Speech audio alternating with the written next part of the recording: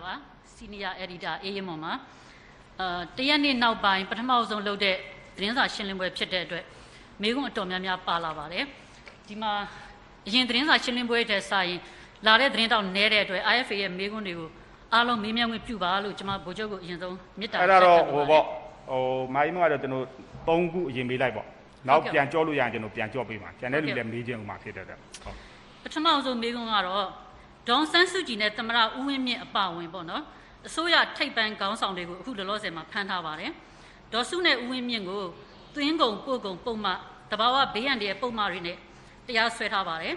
်ဒါဟာနိုင်ငံရေးရည်ရွယ်ချက်ရှိရှိနဲ့တရားစွဲထောင်ချဖို့လုပ်နေတာလို့နိုင်ငံတကာအတိုင်းဝိုင်းကမှတ်ယူထားပါတယ်တပ်မတော်ဟာတရားဥပဒေကိုလက်လွတ်စပယ်ကျင့်သုံးတာလို့လည်းဆွဆွဲထားပါတယ်ဒါနဲ့ပတ်သက်ပြီးတော့တပ်မတော်ဘက်ကဗာများရှင်းပြကြရှိမလဲရှင်အဓိကတော့ကျွန်တော်တို့အနေနဲ့ကတော့ကျွန်တော်တို့ပြောလို့ပဲကျွန်တော်တို့ဒ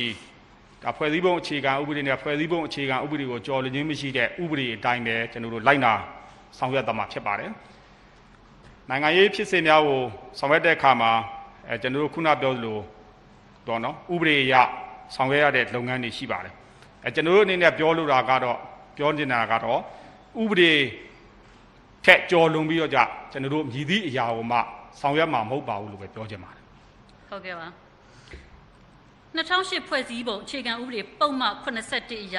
သမ္မတသို့မဟုတ်ဒုသမ္မတတဦးကိုအကြောင်းတစ်ခုခုနဲ့ဆွဆွဲပြစ်တင်မဲ့ဆိုရင်လွှတ်တော်တစ်ခုခုရဲ့ကိုယ်စားလှယ်အ ਨੇ ဆုံး၄ပုံတစ်ပုံကလက်မှတ်ထိုးတင်ပြပြီးတော့အ ਨੇ ဆုံး3ပုံ2ပုံကထောက်ခံမှဆက်လက်အရေးယူလို့ရပါတယ်ပြီးလို့ရှိရင်ဒီပုံမှန်81ပုံမှန်ခွဲဂကြီးငစလုံးတို့နဲ့အညီစစ်ဆေးရမယ်ပြီးရင်တစ်ဖက်ကဖန်ဆီးခံထားရတဲ့သူတွေဘက်ကလည်းခုခံခြေပေါက်ခွင့်ရပါမယ်ပြီးမှကိုယ်စားလှယ်3ပုံ2ပုံကသဘောတူမှယာဒူးကနေရက်စဲလို့ရပါတယ်လောလောဆယ်သမရဦးဝင်းမြင့်ကိုယာဒူးကရက်စဲတာဟာဖွဲ့စည်းပုံနဲ့မညီဘူးလို့အားလုံးကထောက်ပြဝေဖန်နေကြပါတယ်ဒီချက်ပေါ်မှာရောတပ်မတော်ကဗာများရှင်းပြကြရှိမလဲရှင်အခြေခံဥပဒေနဲ့ပတ်သက်ပြီးတော့ဟိုလေးလာတဲ့အခါမှာကျွန်တော်ခဏပြောမှုပါတယ်အခြေခံဥပဒေနဲ့ပတ်သက်ပြီးလေးလာတဲ့အခါမှာမိမိပေါ့နော်ဒါတော့ဟိုထုတ်နှုတ်ထားတဲ့ဟာတွေဖြစ်ပါမယ်အခြေခံဥပဒေနဲ့ပတ်သက်ပြီးလေးလာတဲ့အခါမှာအခြေခံဥပဒေတစ်ခုလုံးကိုကျွန်တော်တို့ခြုံငုံပြီးတော့လေးလာဖို့ဖြစ်ပါတယ်ခုနပြောတဲ့81ပေါ့နော်81နဲ့ပတ်သက်ပြီးတော့ဒါထုတ်နှုတ်ထားတဲ့ဟာမှန်ပါတယ်ကျွန်တော်အနေနဲ့ဒီဥစ္စာကိုပေးထားတဲ့အတိုင်းပဲဖတ်သွားတာဖြစ်တဲ့အတွက်မှန်ဘူးလို့မငြင်းလို့ပါဘူးမှန်ပါတယ်သို့တော့ကျွန်တော်ပြောပါမယ်ဖွဲ့စည်းပုံအခြေခံဥပဒေကိုလေးလာတဲ့အခါမှာခုနပြောတဲ့81ဆိုတဲ့အပိုင်းဒီဒါဆွဆွဲပြစ်တင်ခြင်းအပိုင်းပဲဖြစ်ပါတယ်ဆွဆွဲပြစ်တင်နေတာဒီအပေါ်မှာဒါနဲ့ပတ်သက်တဲ့နော်ဒီတက်ရှေ့မှာပြဋ္ဌာန်းထားတဲ့ဥပဒေများလည်းရှိကြောင်းကျွန်တော်တို့ပြောလိုပါတယ်ဥပမာကျွန်တော်ဒီဖွဲ့စည်းပုံအခြေခံဥပဒေကျွန်တော်လည်းစာအုပ်ပြန်ကြည့်မှရပါမယ်စာအုပ်ပြန်ကြည့်ပြီးကျွန်တော်ပြောပြပါမယ်ဖွဲ့စည်းပုံအခြေခံဥပဒေဘိုးနောက်ကနေပြီးကျွန်တော်က410ခွန်ကျွန်တော်ပြောပါမယ်နိုင်ငံတော်၏အချုပ်အခြာအာဏာကိုစူပူတောင်းကြမှုအကြမ်းဖက်မှုနှင့်အာဓမ္မနည်းဖြင့်ရယူဆောင်ရွက်ရန်ဆောင်ရွက်ခြင်းသို့မဟုတ်ကြိုးပမ်းအားထုတ်ခြင်းကြောင့်ဒါပြည်အောင်စုပြိုကွဲမိတိုင်းရင်းသားစည်းလုံးညွတ်ပြိုကွဲသည်သို့မဟုတ်အချုပ်အခြာအာဏာလက်လွတ်ဆုံးသွင်းတော်မူအရေးပေါ်အခြေအနေပေါ်ပေါက်လာရင်သို့သောပေါ်ပေါက်လာရင်လုံလောက်သောအကြောင်းရှိလင်ဆိုတဲ့ဒါပြဋ္ဌာန်းချက်ကိုကျွန်တော်ပထမဆုံးဒါပြောလိုပါတယ်ဖွဲ့စည်းပုံအခြေခံဥပဒေအခန်း1မှာပါတဲ့ဒါ40ခန်းငယ်နိုင်ငံတော်၏အချုပ်အခြာအာဏာကိုစူပူတောင်းကြမှုအကြမ်းဖက်မှုစားသောအာဓမ္မနည်းဖြင့်ရယူရန်ဆောင်ရွက်ခြင်းသို့မဟုတ်ကြိုးပမ်းအားထုတ်ခြင်းတို့ကြောင့်ဒါပြည်တော်စုပြိုကွဲစေမည်တိုင်းသားစည်းလုံးညွတ်ပြိုကွဲစေမည်သို့မဟုတ်အချုပ်အခြာအာဏာလက်လွတ်ဆုံးသောခြင်းမည်အရေးပေါ်အခြေအနေပေါ်ပေါက်လာရင်တပ်မတော်ကာကွယ်ရေးဦးချုပ်သည်နိုင်ငံတော်အာဏာကိုဤဖွဲ့စည်းပုံအခြေခံဥပဒေတွင်တတ်မှတ်ပြဋ္ဌာန်းချက်များနှင့်အညီရယူသုံးစွဲခွင့်ရှိသည်လို့ပြဋ္ဌာန်းထားတာမျိုးရှိပါတယ်ဒါကြောင့်မလို့ကျွန်တော်ဆိုလိုတာကတော့ဒီဟာဒီအရေးပေါ်ကာလဒါပြဋ္ဌာန်းချက်များနဲ့အညီကျွန်တော်တို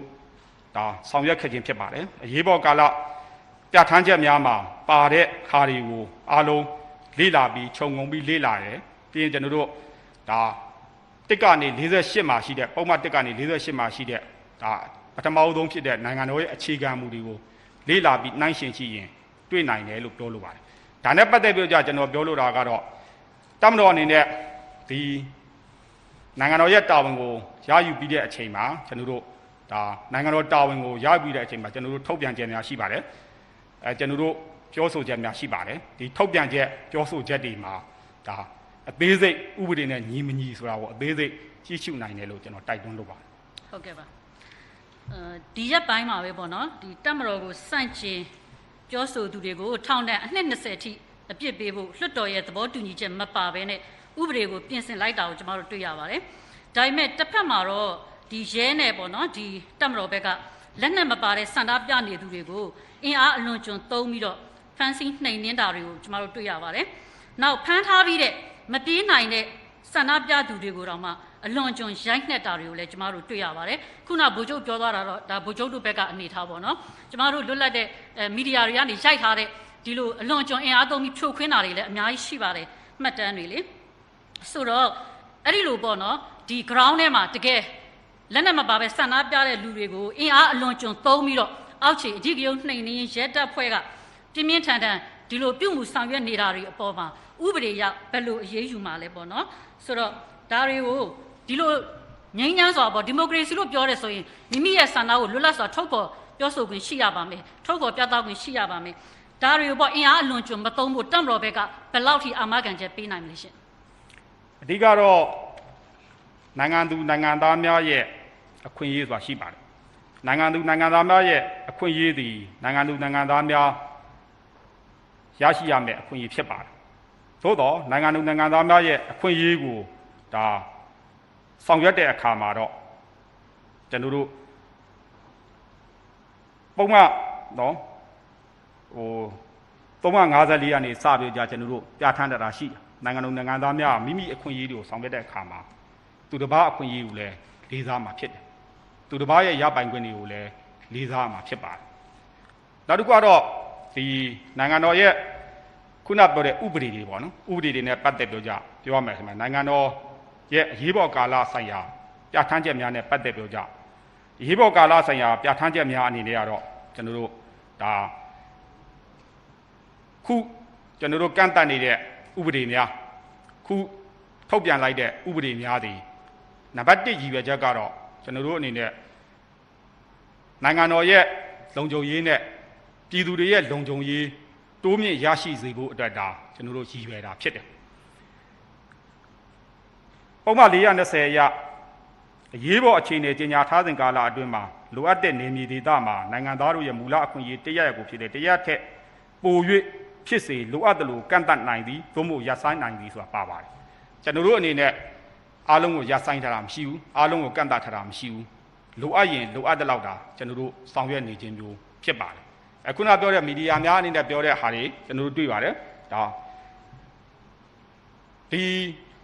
ဆောင်ရွက်တဲ့အချိန်မှာအဓိကရုဏ်းတွေစန္ဒပြမှုတွေကိုကျွန်တော်တို့လုံထုံးလုံနည်းများနဲ့အညီတားဆီးဆောင်ရွက်တဲ့အခါမှာရဲတပ်ဖွဲ့ဝင်တွေများအနေနဲ့လည်းနိုင်ငံလုံခြုံရေးတပ်ဖွဲ့များအနေနဲ့လည်းသူတို့ရဲ့လုံထုံးလုံနည်းများနဲ့အညီအစင်းစင့်ဆောင်ရွက်လျက်ရှိပါတယ်ခုနကျွန်တော်တို့ဖြစ်တဲ့ဖြစ်စဉ်ဆိုတပြေကုန်းလိုဖြစ်စဉ်မျိုးရှိခဲ့ပါတယ်တပြေကုန်းလိုဖြစ်စဉ်မျိုးကလည်းအဓိကတော့ဒီမြန်မာနိုင်ငံရဲတပ်ဖွဲ့ကိုစတင်ပြောပြစ်ပေါက်တာတွေစတင်ပြီးတော့ဆဲဆိုတာရင်းနေစခဲ့တာဖြစ်ပါတယ်ကျွန်တော်အနေနဲ့အာမခံနိုင်တာတစ်ခုကတော့ဒီဆန္ဒပြသူတွေကိုဆောင်ရွက်တဲ့အခါမှာမြန်မာနိုင်ငံရဲတပ်ဖွဲ့နဲ့လုံခြုံရေးတပ်ဖွဲ့ဝင်တွေကသူ့ရဲ့စီမင်းစည်းကမ်းအတိုင်းစတင်ဆောင်ရွက်ခြင်းဖြစ်တယ်စတင်ပြီးတော့ပြစ်ခတ်တာမျိုးမရှိဘူးလို့ကျွန်တော်အာမခံနိုင်ပါတယ်ဟုတ်ကဲ့ပါတစ်ဆက်တည်းမေးချင်တာကမနေ့ကမန္တလေးဆန္ဒပြပွဲကိုဖြိုခွင်းတဲ့အချိန်မှာကျမတို့ဗီဒီယိုမှတ်တမ်းတစ်ခုရထားပါတယ်ရဲကားပေါ်ကနေပြီးတော့ရဲအရာရှိတူကလောက်လေးခွားနဲ့ချိန်ပြီးတော့ပြည်သူလူထုတွေကိုပြစ်တာကိုကျမတို့တွေ့ရပါတယ်ရဲတပ်ဖွဲ့ဆိုတာအဓိကရုဏ်းနှိမ်နင်းမဲ့နိုင်ငံတကာဥပဒေနဲ့အညီဆိုရင်နံပါတ်အရင်ဆုံးကန်ရမှာမဟုတ်ဘူးလားနောက်ဒီ water canoe လို့ခေါ်တဲ့ရေနဲ့ဖြန်းပြီးတော့ဖြိုခွဲတာမျိုးကျမတို့လက်ခံတယ်ဒီအရက်ထဲကတာမန်လူတွေလှုပ်တယ်လို့မျိုးပေါ့ရဲဝစ်စုံဝစ်ထားပြီးတော့လောက်လေးခွားနဲ့ပြစ်တာဟာတရားဥပဒေနဲ့ညီသလားပေါ့နော်ဗိုလ်ချုပ်အဲ့ဒါကိုလည်းဖြေပေးပါရှင့်လောက်လေးကွာနဲ့ပြစ်တာကိုတော့တရားဥပဒေနဲ့ညီမညီကျွန်တော်လည်းဆုံးဖြတ်မပေးနိုင်ဘူး။ဘာလို့ဆုံးဖြတ်မပေးနိုင်လို့ဆိုတော့ခုနပြောတဲ့ပေါ့နော်ရဲတပ်ဖွဲ့ဝင်အနေနဲ့ခုနပြောတဲ့ရေနဲ့ဖြန်းရမယ်လို့နံပါတ်တုံးတွေကသူ့ကိုပေါ့နော်ကျွန်တော်မြင်တာသူ့ရဲကားပေါ်မှာရှိနေတယ်ရဲကားပေါ်မှာသွားနေတယ်သွားနေတဲ့ကားပေါ်ကနေပြောခုနကျွန်တော်တို့မန္တလေးဖြစ်စဉ်ကျွန်တော်ပြလိုက်ပါတယ်ရဲကားလေးဖြတ်မောင်းတယ်ဘေးကနေပြီးခဲနဲ့ထုတာတော့ သူကလည်းနဂါထုံနဲ့တော့သွားပြီးစင်းရိုက်လို့မဖြစ်နိုင်ဘူးလို့ကျွန်တော်မြင်တယ်နဂါထုံနဲ့စင်းရိုက်လို့မဖြစ်နိုင်ဘူးလို့မြင်တယ်ခုနပြောတဲ့ဒီလောက်လေးကွာနဲ့ပြန်ပစ်တယ်ဆိုတာဒီလဲသူ့မှာဒေသန္တရသုံးဆွဲနိုင်အောင်လို့ရခင်ကအတိုင်းလှုပ်ထားတဲ့ဟာတွေဖြစ်ပါတယ်ဒါနဲ့ပတ်သက်ရှိပါသလားရှင်အဲ့လောက်လေးရဲတပ်ဖွဲ့အနေနဲ့လေးကွာကင်ခွင့်ရှိသလားကျွန်မအဲ့ဒါကိုသိချင်တာပါလေးကွာကင်ခွင့်ရှိလားတော့ရဲတပ်ဖွဲ့ဝင်အနေနဲ့နော်တနက်နဲ့မပြည့်ချင်လို့သူ့ကိုယ်သူကာကွယ်တဲ့အနေနဲ့တော့သူ့ရဲ့အယူဆရတော့ကင်ခွင့်ရှိတယ်ဥပဒေပြဋ္ဌာန်းချက်မှာတော့ရဲတပ်ဖွဲ့ဝင်များသည်လောက်လေးကွာကင်ခွင့်မရှိဘူးလို့တော့ကျွန်တော်လည်းမမြင်ပါဘူးဟုတ်ကဲ့ရပါတယ်ကျေးဇူးတင်ပါနောက်လူအလက်ပေးပါကျွန်တော်ပြန်လက်ပေးပါအခုလေးပါနေပြီးတော့မှဒီပြစ်ခတ်ခံခဲ့ရတဲ့မများတက်တက်ခံရဲ့ဥကောင်းအောင်ပေါ့နော်ပြစ်လိုက်တဲ့ကြီးစံဟာရာဘာကြီးစံဖြစ်တယ်လို့ဗိုလ်ချုပ်တို့တရားဝင်ပြောထားပါတယ်တက်မတော်သတင်းမှန်ပြန်ကြားရေးအဖွဲ့မှာလေဒါပေမဲ့စေယုံကဆရာဝန်တွေကိုကျမတို့ဆက်တယ်မှာရာဘာကြီးစံဖြစ်တယ်လို့ကျွန်တော်သတင်းမှန်ပြန်ကြားရေးအဖွဲ့ကထုတ်ထားတာရှိလားတက်မတော်သတင်းမှန်ဟုတ်ကဲ့မထုတ်လည်းရပါတယ်ဒါပေမဲ့ကျမရာဘာကြီးစံနဲ့ပြစ်တယ်လို့ကျမကြားမိလို့ပါဆိုတော့အခုစေယုံမှာပေါ့နော်ဆရာဝန်တွေကိုကျမတို့မေးကြည့်တဲ့အခါမှာဒါဟာအသက်ကိုချိန်ချောက်လောက်တဲ့ကြီးစံအစ်စ်ဖြစ်တယ်လို့ပြောထားပါတယ်။အုံနောက်ထဲမှာလည်းကြီးစံတွေ့ထားပါတယ်။ညာဘက်ကဝင်ပြီးတော့ဘယ်ဘက်ကနေမထွက်ဘဲနဲ့အုံနောက်ထဲမှာကြီးစံတွေ့ရပါတယ်။ဆိုတော့ဒါနဲ့ပတ်သက်ပြီးတော့ဗိုလ်ချုပ်အနေနဲ့ဗာများရှင်းပြနိုင်မလဲရှင်။အဓိကတော့အဲ့ဒီအမျိုးသမီးနဲ့ပတ်သက်ပြီးတော့ကျွန်တော်တို့ပုံတွေပေးလိုက်ပါမယ်။ဗီဒီယိုဖိုင်တွေပေးလိုက်ပါမယ်။သူဒီလည်းအကြမ်းဖက်မှုမှာပါဝင်ပြီးတော့အုတ်ခဲနဲ့စတင်ပစ်ခတ်တဲ့အမျိုးသမီးဖြစ်ပါတယ်။ဒီအမျိုးသမီးလောက်တာကိုကျွန်တော်အပြစ်တင်နေတာမဟုတ်ပါဘူး။ရဲတပ်ဖွဲ့ဝင်အနေနဲ့ကျွန်တော်တို့မင်းများလေးရရှိပါတယ်ဒီဖြစ်စဉ်နဲ့ပတ်သက်ပြီးမင်းများလေးရရှိတယ်ကျွန်တော်တို့အနေနဲ့သုံးနှုံးထားတဲ့အတုံးထဲမှာရာဘာကြီးစံနဲ့ပြစ်တယ်လို့လည်းမပြောကြီးစစ်ဒီမိုင်းနဲ့ပြစ်တယ်လို့လည်းမပြောကျွန်တော်တို့အနေနဲ့ဒါတနတ်ဒဏ်ရာရရှိခဲ့တယ်လို့ပဲကျွန်တော်တို့သုံးနှုံးထားတာဖြစ်ပါတယ်ဒါနဲ့ပတ်သက်ပြီးတော့ကျွန်တော်တို့ဒါမင်းများဆောင်ရွက်လျက်ရှိပါတယ်ဒါနဲ့ပတ်သက်ပြီးတော့ကျွန်တော်တို့ဒီဒါတရားဥပဒေနဲ့အညီပဲဆောင်ရွက်သွားမှာဖြစ်ပါတယ်ဟုတ်ကဲ့ပါနောက်ဆုံးမေးခွန်းမှာဗိုလ်ချုပ်ရပါပြီအမဟိုပြီးရင်ပြန်လှည့်ပေးပါမယ်ကျွန်တော်နောက်မှလည်းရှိပါသေးတယ်ကျေးဇူးပါရှင်